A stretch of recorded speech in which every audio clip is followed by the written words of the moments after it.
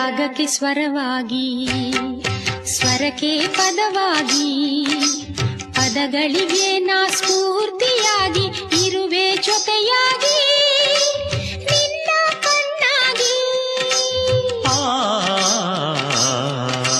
ರಾಗಕ್ಕೆ ಸ್ವರವಾಗಿ, ಸ್ವರಕ್ಕೆ ಪದವಾಗಿ, ಪದಗಳಿಗೆ ನಾ ಸ್ಫೂರ್ತಿಯಾಗಿ